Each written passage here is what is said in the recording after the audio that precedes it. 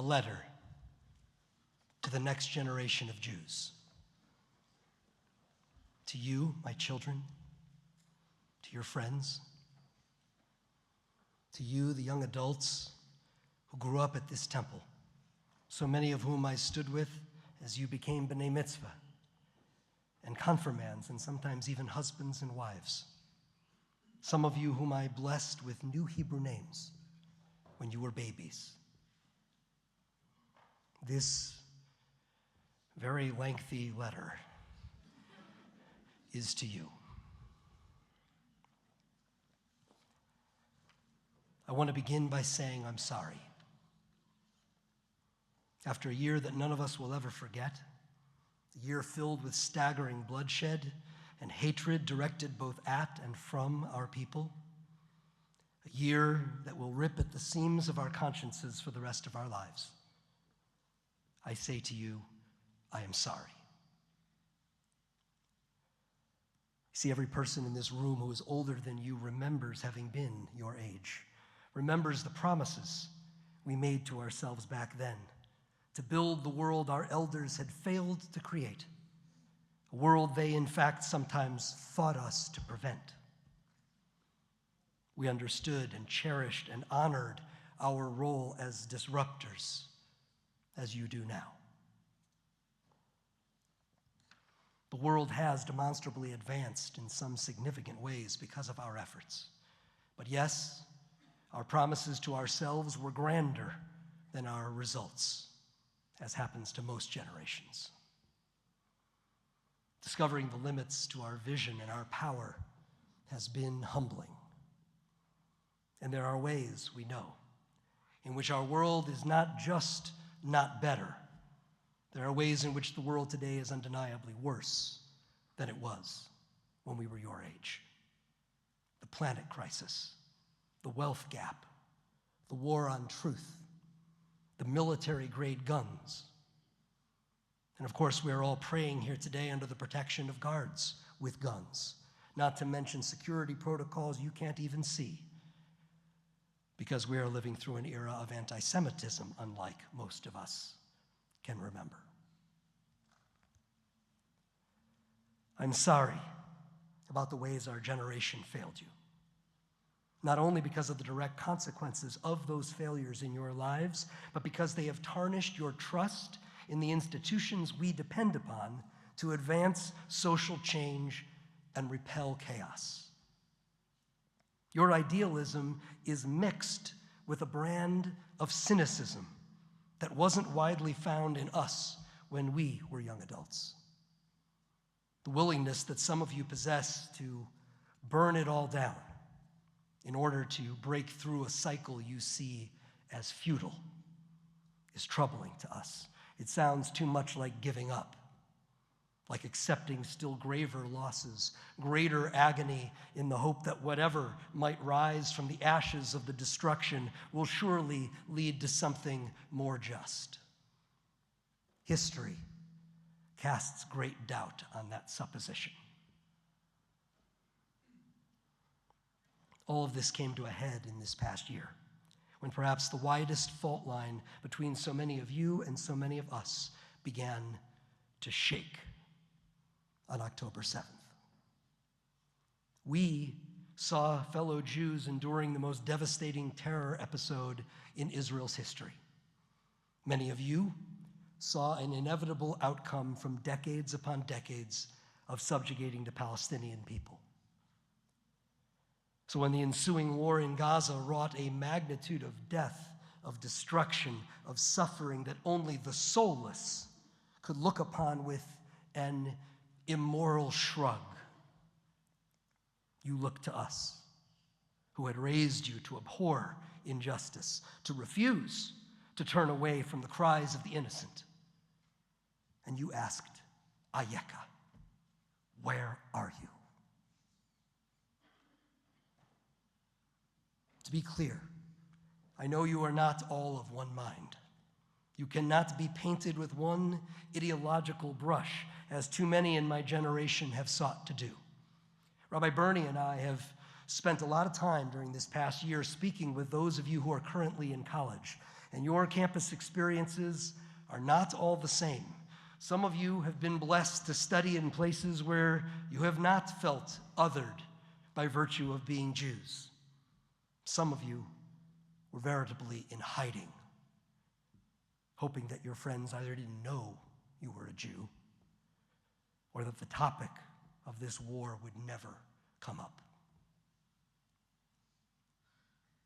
Some of you felt aligned with the Israelis, with the families of the victims and the hostages and the soldiers, and felt lonely on campuses awash with anti-Israel fervor.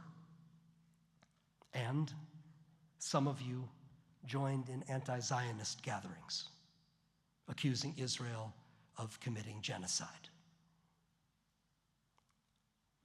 Many of your parents and grandparents called me for help when their conversations with you about the war became so explosive that your families declared a moratorium on the topic. Better, it was thought, to refrain from speaking about this than to refrain from speaking at all. And yes, some of you came to me in righteous indignation, with fury I could see in your eyes before you even opened your mouth, to condemn the hypocrisy you saw in my refusal to disavow Israel and its right to fight this war. Some of you, I have been told, won't even bring yourselves to levy this critique. You don't want to discuss it with me. It is perhaps this last group of you that concerns me the most. See, that impulse just to write off someone you care about but disagree with is something much of the organized Jewish community has regrettably modeled for you this year.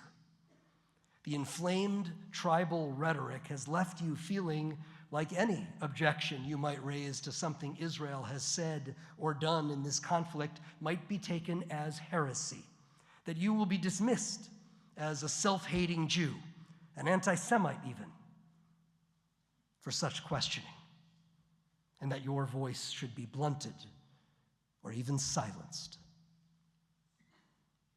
To be sure, in wartime, it is not uncommon for each side to say you're either with them or you're against them. But I hope this year has amplified for you, morality does not work like that. When bombs are falling, when grandmothers are being slain in cold blood, when children are starving, when sexual violence is being used as a tool of war, neither side earns anyone's blind support. You need to be both with them and against them, both sides, as their actions demand. This is taught by none less than Philo, the giant of Jewish philosophy who lived 2,000 years ago when there was last a Jewish state on our people's historic land. He wrote that even when the killing of enemies is lawful, even when it is done justly and in self-defense, there is still something to answer for in view of the common primal kinship of humankind. Or as the great 20th century Jewish thinker Martin Buber said it during the early years of today's Jewish state, it is true that we are not able to live in perfect justice, but what matters is that in every hour of decision, we are aware of our responsibility and summon our conscience to weigh exactly how much is necessary to preserve the community and accept just so much and no more. So, anyone telling you that support for Israel does not permit critique of this war's moral and legal violations, or that the plight of Palestinian liberation can be pursued by any means necessary, no matter how depraved, does so in defiance of thousands of years of Jewish scholarship. Neither side gets a free pass, and neither side's humanity can be ignored. So no, the massacre on October 7th cannot be defended as the act of emancipators. There is no occupation that warrants the wanton murder and mutilation of non-combatants, of children, of the elderly, of peace activists, of all those beautiful young people like you at the Nova Music Festival. And no, there is no defense for violating international law in bombing campaigns or in distributing humanitarian aid or for sustaining a war for political, not security reasons.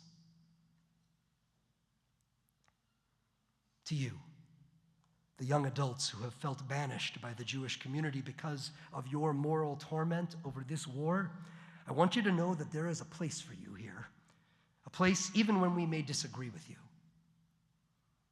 The reality that too few legacy Jewish institutions will acknowledge out loud is that some meaningful portion of your critique is correct.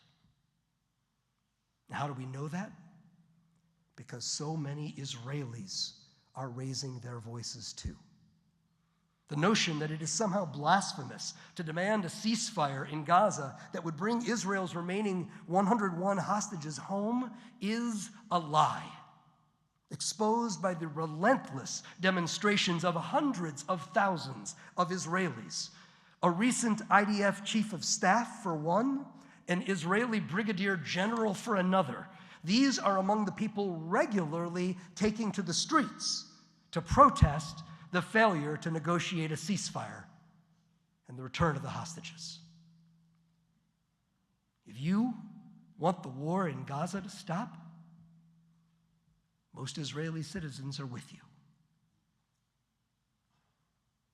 On this very night of Rosh Hashanah, 1 year ago, weeks before the horrors of October 7th, I called upon our community to join with the citizens of Israel in their uprising against this Israeli government.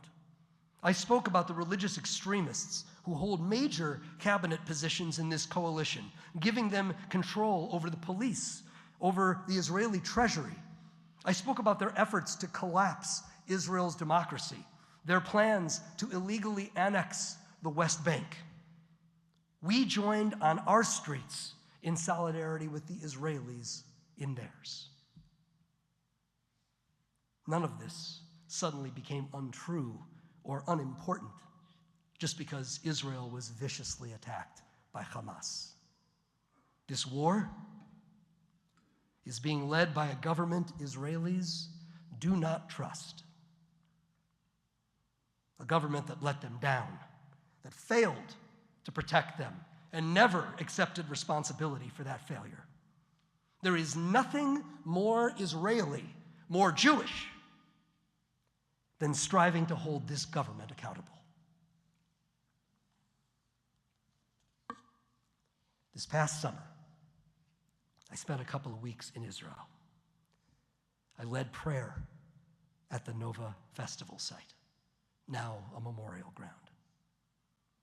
I witnessed the ruins of kibbutz Nir Oz, nearly 1/4 of whose residents were either murdered or taken captive. Among the hostages were the Bibas family, 32-year-old mother Shiri, 4-year-old Ariel, 9-month-old Kafir. Their toys still sat on their front porch. I also joined a small delegation of rabbis into the South Hebron Hills of the West Bank, where it is widely reported that Israeli settlers, with the full support of the Israeli military and police, illegally steal Palestinian land and call it their own. It's hard to know what news to trust, so I went to see it for myself. And the mere arrival of a small group of American rabbis touring the scene of some of the most notorious clashes between Palestinian residents and Israeli settlers was enough to agitate the Israeli army and police. We were delayed, we were hassled, and ultimately detoured, only being permitted to see some of our planned stops. At one, however, a furious Israeli settler screamed homophobic epithets at our guide, preventing us from hearing what they had to say. And then shortly, a detail of several IDF soldiers bearing weapons rolled up. And we got the message. I don't tell this story to turn anyone against Israel. But my deep devotion to the Jewish state and to its security does not require me to lie about the people who presently lead it. This government does not represent practically anything we American Reform Jews want for Israel. In fact, it sees Jews like us as an impediment to be removed or circumvented. So, to those of you among the younger generation who are outraged by the cruel calculus of today's Israeli leaders, who see a brutal war in Gaza being sustained at this point simply so the Israeli prime minister won't have to face an angry electorate hungry to remove him from power, you have plenty of company among the Israeli citizenry and among us, and you will not be treated as a pariah here. Now, of course, we older folks deserve not to be treated as pariahs by you either. And some of you see us as defenders of a state that doesn't deserve to exist, that never should have existed in the first place. I have promised that we will forever hear you out. I ask that you hear me out. The anti-Israel activism that boiled over on America's campuses last spring and has resumed this fall was seductive for a reason. It portrayed this war as a simple case of good guys versus bad guys, of occupiers versus the occupied, colonists versus the uprooted, oppressors versus liberators. We as humans hunger for narratives that clear. Your yearning for justice, a yearning we helped cultivate and never want you to surrender, craves an outcome where the guilty are made to pay for their crimes. But what happens when there is plenty of guilt and innocence to go around? How do you reconcile the role of Hamas in the deaths of Gaza's civilians? Does Hamas bear no responsibility for the children who die in the homes and hospitals and schools deliberately positioned above its tunnels? Does the fact that Hamas built this tunnel system specifically to ensure vast numbers of civilian deaths following October 7th factor in your thinking? Do the accounts of the few brave Palestinians willing to speak out publicly about Hamas figure in your conclusions? People like Amin Abed, who was masked, dragged, beaten with hammers and metal bars because he dared to tell the truth about Hamas's brutality. And what about the archaeological evidence of Jewish sovereignty on this piece of land before our ancestors were expelled by the Romans in the year 70? Has the statute of limitations somehow run out for you on the Jewish claim upon our indigenous home? When does an occupation become old enough that it no longer counts? Will the Palestinians' rightful claim of occupation also expire at some point? And what of the Jewish story? during the 1900 years when our people had no land of its own. A never-ending procession of crusades and inquisitions, pogroms, and holocausts. Are you unmoved by the Jewish argument for reclaiming self-rule on the only piece of land where Jews ever had it? The truth is that neither your answers to these questions nor mine ultimately matter very much. The Jews who live in Israel have answers of their own. You may feel that Israel's existence is a concept worth debating. To Israel's Jews, however, Israel is a country, not an idea. The only country where they hold a passport and a job and a home. You may feel that Israel's Jews should either accept living in a state of Palestine or move to some other land so the Palestinians can regain theirs. But no other land is inviting Israel's Jews, and even if they were, I ask you to be honest.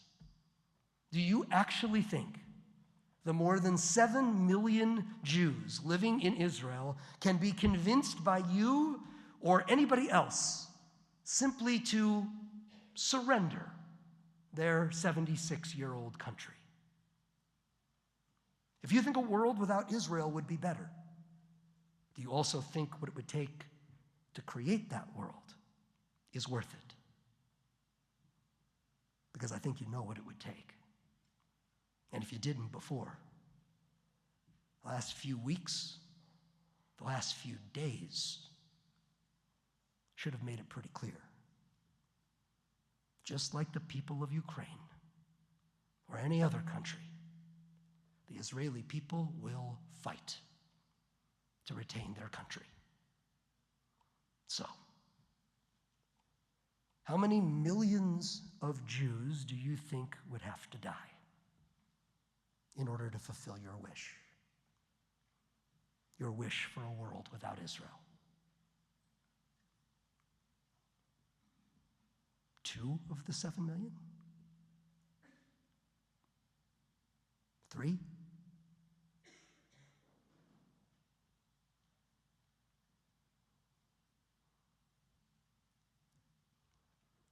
Maybe this good guys versus bad guys thinking isn't as attractive as it may have seemed. Perhaps we can agree that no matter what you may think of anti-Zionism, what would be required to enact it would be nothing short of apocalyptic.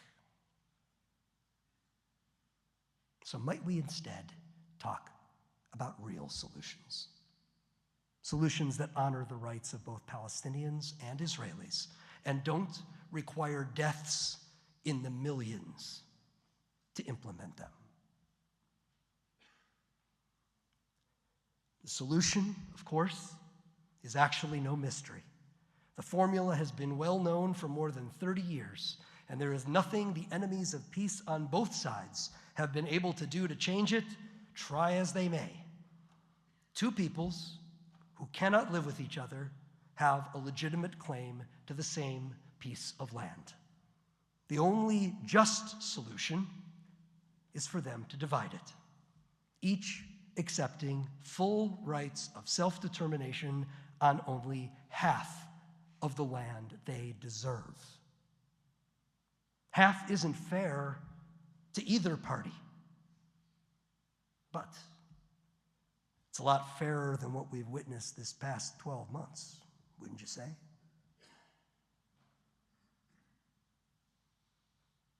Some of your parents and grandparents who've been around the block with this conflict for decades will say I'm crazy.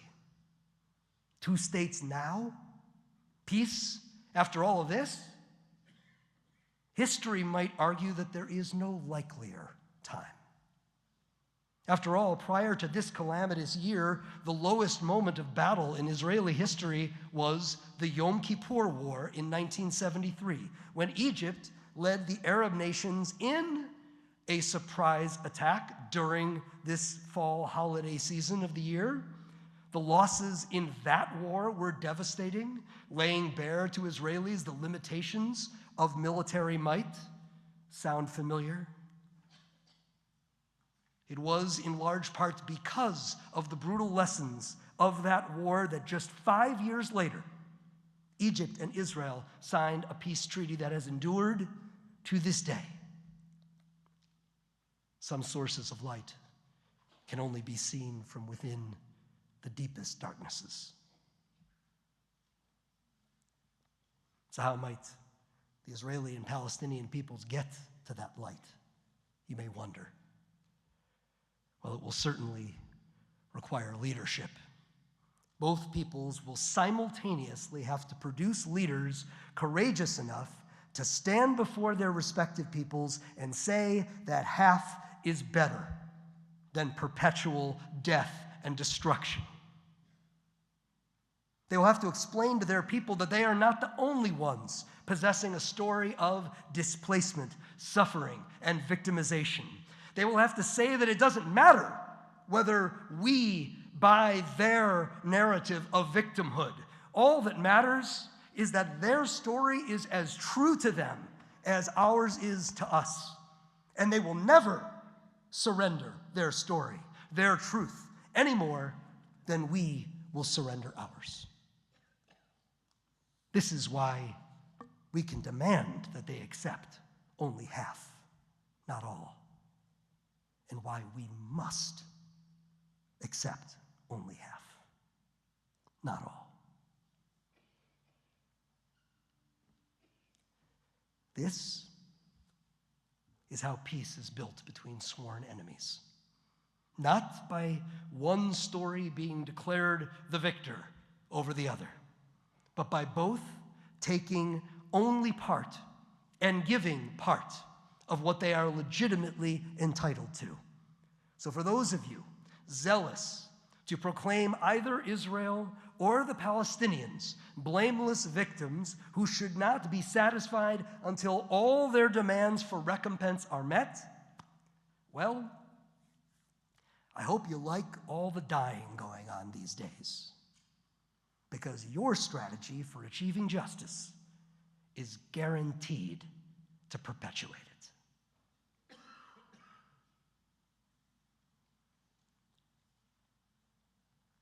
To you, my family, my friends, my students of the next generation,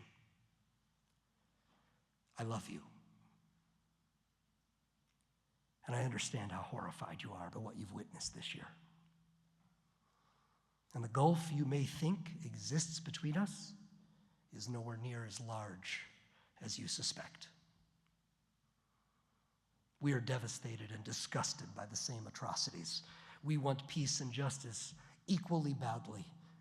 To be a teenager or a young adult is to see wrong and to know that it can and should be eradicated.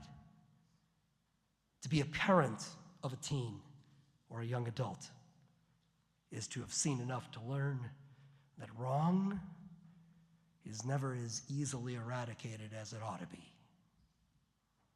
We older folks don't like the horrors of war any better than you do, but we understand why they're so damn hard to stop, which is why we're loath to pick a side, no matter how much we may empathize uniquely with one side's plight. Because those who pick a side only harden the resolve of those they back to compromise on nothing. And compromising on nothing is what created October 7th and the obliteration of Gaza that has followed it.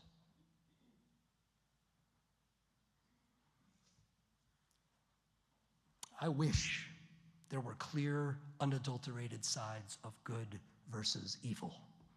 I wish the Israeli government was a case of clear, unadulterated good. I wish the movement for Palestinian liberation was pure and pristine. Unfortunately, no such thing exists. especially in wartime. We are forced in a year like the one now ended to choose the least bad options, with a special emphasis on whatever might ultimately sustain human life. That is achieved by pressing warring parties to make the hard sacrifices upon which treaties are based.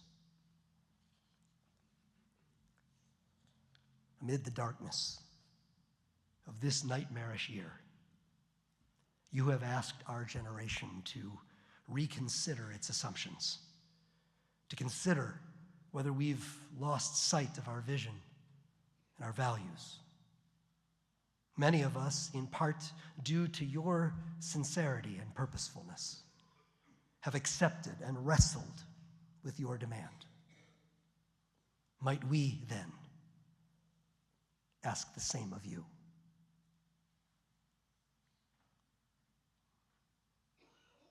To reconsider some of the conclusions you've reached about the existence and mission of Israel, about the millennial-old vision of Jewish self-determination, about all the factors that have sustained this awful conflict for decades that we have lived and agonized through. You have challenged us to see and acknowledge our blind spots. Might we ask you to see and acknowledge yours? To acknowledge that you might even have blind spots that could lead you to conclusions you might look back upon someday with regret.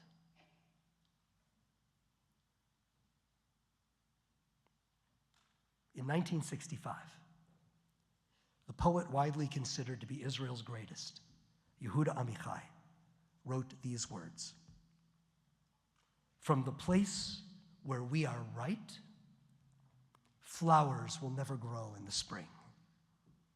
The place where we are right is hard and trampled like a yard, but doubts and loves dig up the world like a mole, a plow, and a whisper will be heard in the place where the ruined house once stood." This past year, an American rabbinical student of your generation by the name of James Fader wrote this response to Amichai, from your generation to ours. "The place where we are right," he wrote, "is not a generative place." Amichai was right about that. It's a small place, the place we are truly, fully right. No wonder the earth there is so hard. If we never leave that place, all we can do is circle and stalk like a lion in a cage, pressing down the earth beneath the weight of our surety until it gleams like polished concrete. Nothing can grow in such a place, he writes. Not flowers, not ideas, not empathy, certainly not those who never leave. If we live our lives in the place where we are right, if we only engage with the world where we may be wrong through the imporous, rigid glass of our fishbowl, if we only observe the world of nuance and doubt from a distance as we continue to swim within the waters we know, then we are destined, damned, to be like the goldfish, whose container determines how much it can grow.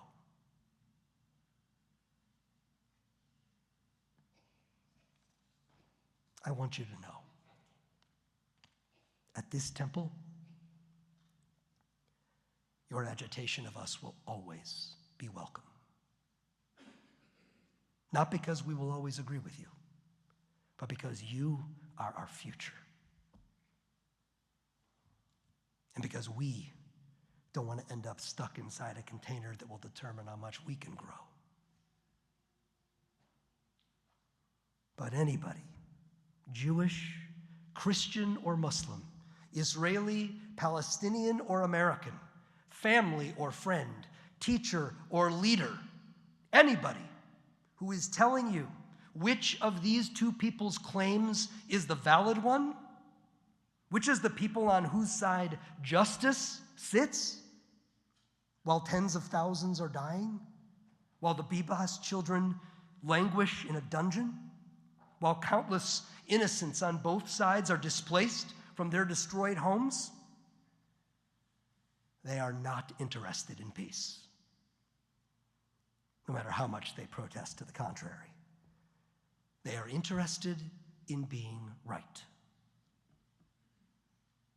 And if they conscript you into their cause, you will unwittingly fuel the very war you are desperate to end.